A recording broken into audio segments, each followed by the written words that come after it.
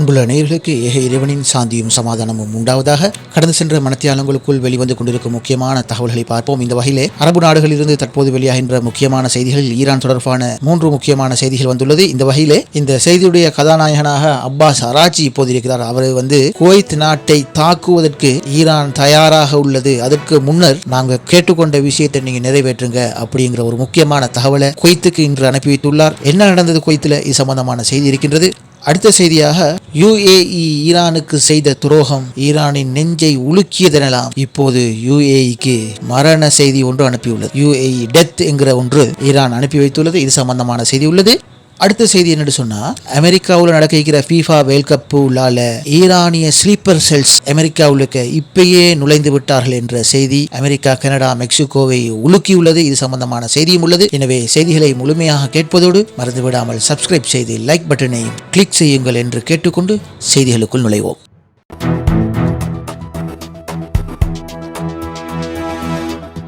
உங்களுக்கு தெரியும், ஒன்று நடக்கிறதுக்கு முன்னக்கையே அது தொடர்பான சிந்தனையை மக்கள் மத்தியில் தூண்டி விடுவாங்க. அது போலதான் இப்போ நீங்கள் பார்க்குற செய்தி. அதாவது உங்களுக்கு தெரியும், அமெரிக்கா, கனடா, மெக்சிகோ இந்த நாடுகளில் 2026 FIFA வேர்ல்ட் கப் எதிர்வரும் ஜூன் மாதம் 11ஆம் தேதியிலிருந்து ஜூலை 19ஆம் தேதி வரை இந்த போட்டி இடம்பெற உள்ளது. எனவே இந்த போட்டி ஆரம்பிக்கிறதுக்கு முன்னதாகவே இப்போ மக்களோட மண்டைகள், அதாவது அமெரிக்கா மக்கள் மற்றும் கனடா, மெக்சிகோ மக்கள் மத்தியில் ஒரு வகையான மூளை செலவை ஒன்று ஏற்படுத்துவது போலத்தான் இந்த செய்தி உள்ளது. அது என்னன்னு சொன்னா, அமெரிக்காவுடைய முன்னாள் FBI, அதாவது இலங்கையில் நாம் சொல்லுவோம் CID மாதிரி அமெரிக்காவில் FBI அதிகாரி ஒருவர் இப்போது நடக்க இருக்கிற FIFA வேர்ல்ட் கப்பின் போது அமெரிக்காவுக்கு பாதுகாப்பு அச்சுறுத்தலை ஏற்படுத்த போற மாதிரி ஈரானுடைய ஸ்லீப்பர் செல்ஸ், அதாவது ஈரானுடைய குழுக்கள் ஊடுருவி அசம்பாவிதங்களை, தாக்குதல்களை இவர்கள் ஏற்படுத்தலாம் என்று முன்கூட்டியே அமெரிக்கா மக்கள் மத்தியில ஒரு சந்தேகத்தை, பயத்தை தூண்டி விட்டுட்டாரு. இப்ப மக்கள் எல்லாம் எப்படி யோசிக்கும், இந்த போட்டிகளை நாம காணும் போது மிக எச்சரிக்கையா இருக்கணும், ஈரானியர்கள் யாராவது வந்தா ரொம்ப கவனமா இருக்கணும் என்பது போலதான் இவருடைய பேச்சிட விளைவு அமெரிக்கா போட்டிகளின் போது ஏற்பட போகுது. இவர் இது எங்க பேசினார்னு சொன்னா, ஃபாக்ஸ் டிவிக்கு வழங்கிய ஒரு நேர்காணலின் போதுதான் ஜொனதன் கிளைம் என்கிற முன்னாள் FBI அதிகாரி குறிப்பிட்டுள்ள செய்தி இப்ப அநேக ஊடகங்கள்ல, அமெரிக்க ஊடகங்களுக்கு அதிகமாக மக்கள்ல பார்க்கப்பட்ட செய்தியாக உள்ளது. இந்த வகையில் இந்த தாக்குதலை ஈரான் ஒரு நேரம் எப்படி செய்யலாம் சொன்னா, அவர் சொல்றாரு, அமெரிக்கா உள்ளால வசிக்கின்ற ஈரானியர்களை கொண்டு மேற்படி விஷயங்களை செய்யக்கூடும் என்று அவர் கூறுறாரு.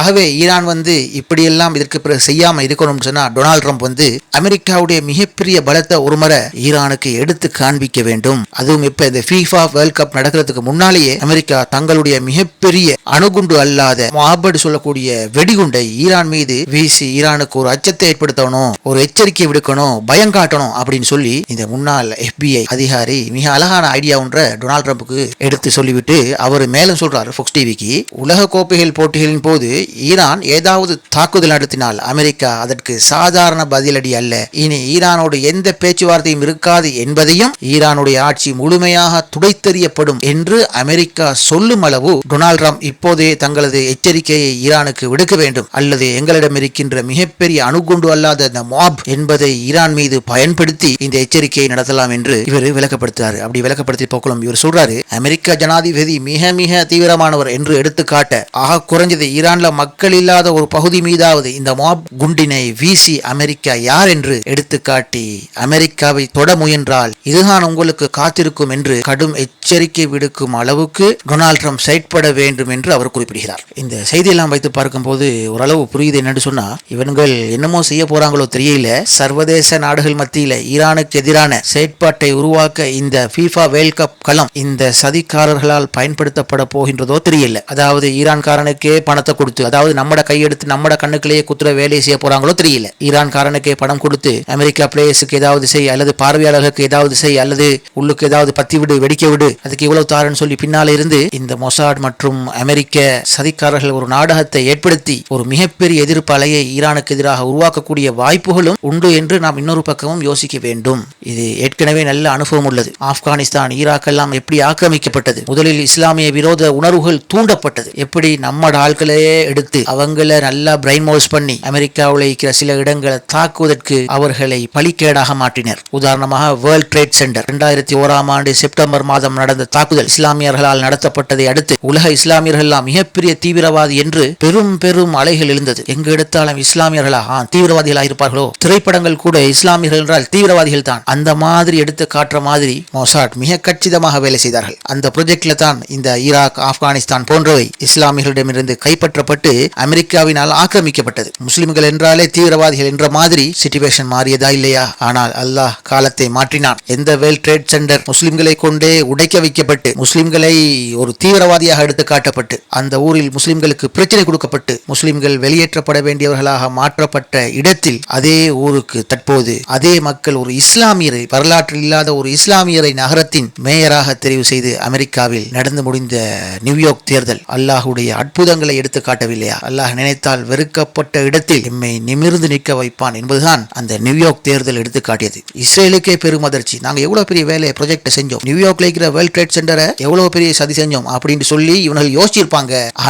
ஆனா அதே இடத்துல முன்னே இருந்ததை விட ஒரு இஸ்லாமியர் ஆட்சிக்கு வருகிறார். அதைத்தான் மேயர் ஜஹ்ரான் மதனி. ஆகவே சதி செய்வர்களை பற்றி நாம் கவலைப்பட தேவையில்லை. இருந்தாலும் பாதுகாப்பாக இருப்பது மிக முக்கியம். இந்த வகையில் இந்த FBI அதிகாரி ஃபாக்ஸ் சேனலுக்கு வழங்கிய இந்த செய்தி லேசாக அலட்சியம் செய்துவிட்டு போகக்கூடிய செய்தியாக இருக்க முடியாது. ஆகவே இந்த விடயத்தை ஈரான் அலட்சியப்படுத்தாமல் உன்னிப்பாக அவதானித்திருக்க கூடும். என்று சொன்னா இப்ப அமெரிக்கா செய்த யுத்தம் மிகப்பெரிய அநியாயம் என்று ஐரோப்பிய மக்கள், அமெரிக்க மக்கள், ஆசியாவில் இருக்கிற பல நாடுகள் ஈரானின் பக்கம் நிற்பதை காணக்கூடியதாக உள்ளது. சம்டைம் ஏதாவது அசம்பாவிதம் இந்த ஃபீஃபாவில் நடந்துவிட்டால் இது ஈரானால் தான் செய்யப்பட்டது என்று மிகப்பெரிய ஈரானுக்கு எதிரான எதிர்ப்புகள் சர்வதேசத்தில் எல்லாம். ஆகவே ஈரான் இந்த விஷயங்களை காத்திரமாக கையாள்வது மிக அவசியம். அடுத்த செய்தி என்னன்னு சொன்னா, அப்பாஸ் அராச்சி குவைத்துக்கு ஒரு முக்கியமான மெசேஜ் ஒன்று அனுப்புகிறார். ஈரான் குவைத்தை ஆக்கிரமிக்கிற வகையில நீங்க செயற்படாதீங்க என்று ஈரான் இப்ப ஒரு அறிவித்தலை விடுத்திக்குது. சரி, என்ன நடந்தது அப்படின்னு பார்த்தால், ஈரான்ல இருக்கிற IRGC சில உறுப்பினர்கள் ஒரு சிறிய படகு ஒன்று எடுத்துக்கொண்டு வளமை போல பாரசீக வளைகுடாவுக்கு ரோந்து பணியில ஈடுபட்டுக்கிறாங்க. அவங்க பயன்படுத்திய படகு தாக்குதல் படகுல வளமை போல ஒரு சிறிய வல்லம், போட், என்ஜின் போட் என்று சொல்லப்படுவது. இந்த வகையில மே 1 இந்த வல்லத்துல வந்த IRGC மீது தாக்குதல் நடத்தி, அதாவது இவங்களோட வல்லங்கள் மீது தாக்குதல் நடத்தி அந்த 4 பேரையும் கைது செய்து குவைத்துக்கு இழுத்து கொண்டு போயிட்டாங்க. இவ்வாறு கைது செய்யப்பட்டு அழைத்து சென்ற இந்த 4 பேரும் குவைத்துள்ளுக்க ரகசியமா ஊடுருவ முனைந்தது, அதனால தான் நாங்க இப்ப கைது செஞ்சு கொண்டு போயிட்டோம் அப்படின்னு சொல்லி குவைத் அறிவித்தல் விடுத்துக்கிறாங்க. ஆனா ஈரான் சொல்லுது அப்படி அல்ல.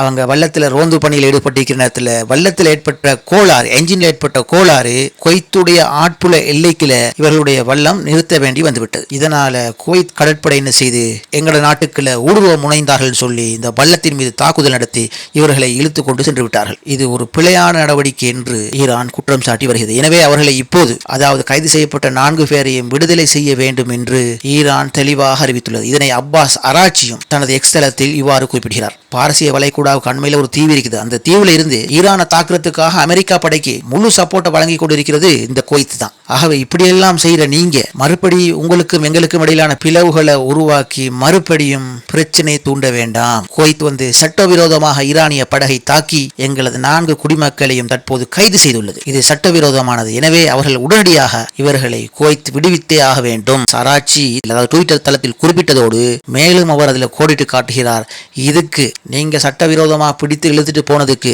உங்க நாட்டுக்கு எதிராக பதிலடி கொடுக்கிற உரிமை ஈரானுக்கு உண்டு. ஆகவே அதை செய்ய வைத்திராதீங்க என்று மிக தெளிவாக தனது எக்ஸ்தலத்தில் வெளியிட்ட செய்தியை ஈரான் இன்டர்நேஷனல் இன்று சற்று முன்னர் வெளியிட்டுள்ளது. எனவே குவைத் இந்த 4 பேரையும் விடுவார்களா அல்லது ஈரான் அடுத்த நடவடிக்கைக்கு செல்லுமா என்பது பொறுத்திருந்து பார்ப்போமே. அடுத்த செய்தி ஒன்று உங்களுக்கு தெரியும். இந்த ஈரான் அமெரிக்கா போர் நடந்து கொண்டிருக்கிற நேரத்தில் இஸ்ரேலும் இணைந்து ஈரான் மீது தாக்குதல் நடத்தி கொண்டிருக்கிற சந்தர்ப்பத்தில் பெஞ்சமின் நெத்தனியாகு UAEக்கு வந்து சென்றார் என்ற செய்தி ஒரு பரபரப்பான செய்தியாக வந்து கொண்டிருக்கிறது. இது இல்லாம UAE என்ன சொல்லிச்சது, நாங்க எப்போதும் இஸ்ரேலுக்கு ஆதரவு தான். 2020 ஆபிரகாம் என்கிற ஒரு ஒப்பந்தத்தில் நாங்க இஸ்ரேலோட கையொப்பமிட்டுட்டோம் அப்படின்னு சொல்லி இந்த UAE மிக தெளிவாக பேசி வராங்க. இது மாத்திரம் இல்லாம UAE இருக்கிற பெரிய மத அறிஞர் சொல்லக்கூடிய ஒருவர் அண்மையில் வெளியிட்ட செய்தி என்ன தெரியுமா? இந்த பாலஸ்தீன முஸ்லிம்களுக்கு உரியதல்ல, இது யூதர்களுடைய இடம். தாவூத் நபி யாரு, மூசா நபி யாரு, சுலைமான் நபி யாரு, இவர்கள் எல்லாம் யூதர்கள். ஆகவே இந்த நபிமார்கள் எல்லாம் வாழ்ந்தது பாலஸ்தீனத்தில். ஆகவே பாலஸ்தீனம் யூதர்களுக்கு தான் சொந்தம் என்று சொல்லி வெளிப்படையாக யுஏஇல இருக்கிற பெரும் மத அறிஞர்கள் ஸ்டேட்மெண்ட் விட்டு இஸ்லாமியர்களுக்கு மத்தியில் பெரும் ஆத்திரத்தை தூண்டினாங்க. அதுபோலதான் நாங்க இஸ்ரேல் அமெரிக்காவோட வெளிப்படையான ஆதரவு செய்யறதை செய்யறான்னு சொல்லி யுஏஇ வெளியிட்ட தகவல் எல்லாம் முஸ்லிம்களுக்கு மத்தியில் மிக பெரும் ஒரு கொந்தளிப்பை ஏற்படுத்திச்சு. இது இப்படி கேட்கலாம் தான் யுத்தம் நடக்கிற நேரத்தில் இந்த இஸ்ரேல் பிரதமர் நெத்தனியாகு யுஏஇல இருந்தார் என்ற செய்தி இப்ப முஸ்லிம்களுக்கு மத்தியில் மேலும் மேலும் ஒரு கொந்தளிப்பை ஏற்படுத்திக்குது. இது சம்பந்தமாக அப்பாஸ் அராச்சி தற்போது ஈரானின் செய்தி, அதாவது ஈரான் சார்பாக முக்கியமான எச்சரிக்கைகளை வெளியிட்டுள்ளார். இந்த வகையில் அப்பாஸ் அராச்சி தனது எக்ஸ்தலத்தில் யுஏஇக்கே அறிவிச்சுக்கிறார். அது எப்படின்னு சொன்னா, ஈரானுடன் பகைமையை வளர்த்துக் கொள்வது யுஏஇக்கு முட்டாள்தனமானது, இது ஒரு சூதாட்டம் என்று எச்சரித்துள்ளார். அதோடு அவர் சொல்றாரு, ஈரானுக்கு எதிராக இஸ்ரேல் சியோனிஸ்டுகளோடு சேர்ந்து சூழ்ச்சி செய்வது நாங்க மன்னிக்கவே முடியாத குற்றம் அப்படின்னு சொல்லி ஒரு கராரான மெசேஜை யுஏஇக்கு சற்று முன்னர் வெளியிட்டுள்ளார். இந்த பெஞ்சமின் நெத்தனியாகு இந்த போர் நடக்கிற காலத்தில் யுஏஇக்கு வந்திருக்கிறார் என்ற ஒரு தகவலும் ஈரானுடைய புலனாய்வு பிரிவு ஏற்கனவே எங்களுக்கு தெரிவித்திருந்தது என்றும் அவர் குறிப்பிடுகிறார். இந்த வகையில் ஆனால் ரகசியமாக வந்துள்ளார் என்ற செய்தியை ஈரான் அறிந்து கொண்டது. சகோதரர்களே, இந்த செய்தியை அந்த நேரத்தில் ஒரு தமிழ் ஊடகத்தில் நானும் கேட்டேன். அவரும் இந்த செய்தியை சுவாசிச்சாரு. சந்தேகம் ஏற்பட்டிருக்குது, கத்தார் அல்லது யுஏஇல தான் இந்த நெத்தனியாக ஒளிந்திருக்க வேண்டும் அல்லது ஏதோ ஒரு காரணமாக அங்கு சென்றிருக்கிறார் அப்படிங்கிற செய்தி டெலிகிராம் சில அரபிய சேனல்களில் வந்தது என்கிறத அவர் பேசியிருந்தார். பின்னர் அதை பற்றி எந்த கதையும் இல்லை. ஆனா இப்ப இந்த செய்தி உண்மைதான் என்கிறது தெரிய வந்துள்ளது.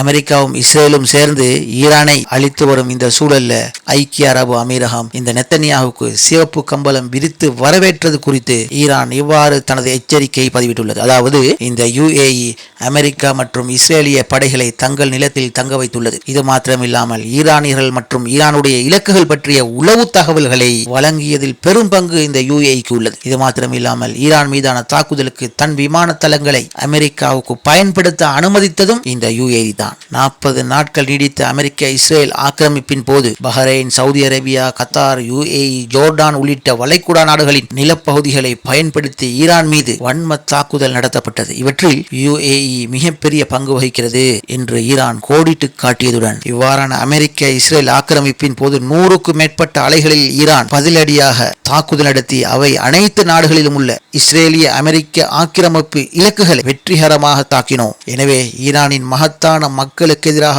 பகைமை வளர்ப்பதில் தலைமை தாங்கும் இவ்வாறான அரபு நாடுகள் ஒரு முட்டாள்தனமான வேலையை செய்து கொண்டிருக்கிறது. இது ஒரு சூதாட்டம் என்று ஈரான் தனது செய்தியில் குறிப்பிட்டுள்ளது. இஸ்ரேலுடன் சேர்ந்து சூழ்ச்சி செய்வது மன்னிக்கவே முடியாது என்று அப்பாஸ் அராச்சி இந்த யுஏஇக்கு எக்ஸ்தலத்தில் செய்தி வெளியிட்டிருந்தார். இந்த வகையில் அராச்சி சொல்லுகிறார், பிளவுகளை உருவாக்கி இஸ்ரேலோடு சேர்ந்து சூழ்ச்சி செய்தவர்களை, அதாவது யாரை பார்த்து சொல்றாரு, யுஏஇ பார்த்து சொல்றார், சூழ்ச்சி செய்தவர்களை நிச்சயமாக இனி கணக்கு தீர்க்கப்படும் என்று யுஏஇக்கு அதிர்ச்சி தரும் செய்தி ஒன்றை அராட்சியும் ஈரான் அரசாங்கமும் அறிவித்த செய்தி தற்போது வைரலான ஒரு செய்தியாக உள்ளது. சுருக்கமா சொன்னா, இவ்வளவு பெரிய ஈரான் மீது அழிவு நடத்துற நேரத்தில் இந்த மிகப்பெரிய சூழ்ச்சிக்காரனை வீட்டுக்கு வரவழைச்சு இந்த பெரிய அழிவுக்கு உதவி செய்யற இந்த நாடை இனி ஈரான் விட்டு வைக்குமா என்று ஒரு கேள்வி எழும்புகிறது. பொறுத்திருந்து பார்ப்போம் இந்த யுஏஇக்கு என்ன நடக்க போகுதுன்னு சொல்லி. மீண்டும் அடுத்த முக்கிய செய்திகளோடு மறுபடியும் சந்திப்போம். இது குளோபல் நூலகத்துடைய குளோபல் செய்தி அறிக்கை.